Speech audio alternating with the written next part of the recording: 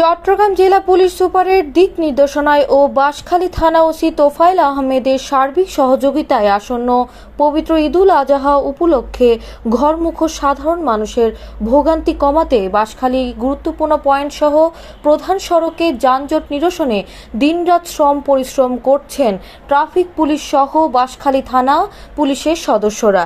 সেই ধারাবাহিকতায় শুক্রবার 14 জুন সকালে উপজেলা গুনাগুড়িতে বাঁশখালী ট্রাফিক সার্জেন্ট রেজাউল ঈদে যাত্রী সাধারণের সুবিধার্থে সিএনজি মালিক শ্রমিকদের সাথে সৌজন্য সাক্ষাৎ করেন। তাদের সাথে মতবিনিময় করে যানজট নিরসনে তাদেরকে সচেতন করতে সচেতনতামূলক ও গঠনমূলক বক্তব্যে বিভিন্ন দিক নির্দেশনা দেন। তিনি বলেন, যানজট নিরসনে ট্রাফিকের প্রত্যেক সদস্য সহ বাঁশখালী থানা পুলিশ একটি টিম নিরলসভাবে কাজ করছে। এছাড়াও স্থানীয় শ্রমিক সংগঠনগুলো আমাদের সহযোগিতা করে যাচ্ছে।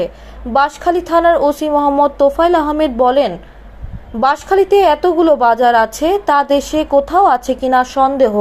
যাই হোক, পবিত্র ঈদুল আজহায় যাতে সাধারণ মানুষ পরিবার পরিজনদের সাথে ঈদের আনন্দ কাটাতে দেশের বিভিন্ন প্রান্ত থেকে আসতে নির্বিঘ্নে তাদের গন্তব্য বুঝতে পারে, সেই লক্ষ্যে ঈদ পূর্ববর্তী ট্রাফিক পুলিশের পাশাপাশি বাঁশখালী থানা পুলিশের একটি টিম উপজেলার যে সকল স্থানে যানজট সৃষ্টি হয় সেই সব স্থানে নিরলসভাবে কাজ করে যাচ্ছে।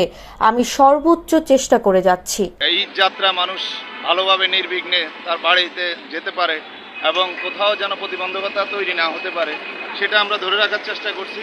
আর আমরা ট্রাফিক পুলিশ এবং থানা পুলিশ আমাদের ওসি স্যারের নিজস্ব তত্ত্বাবধানে এবং আমাদের মাননীয় পুলিশ সুপার স্যার সহ আমাদের ঊর্ধ্বতন অফিসার স্যারদের সার্বিক দিক নির্দেশনায় আমরা আমাদের কার্যক্রম অব্যাহত রাখবো একদম ঈদ পরবর্তী সময় পর্যন্ত।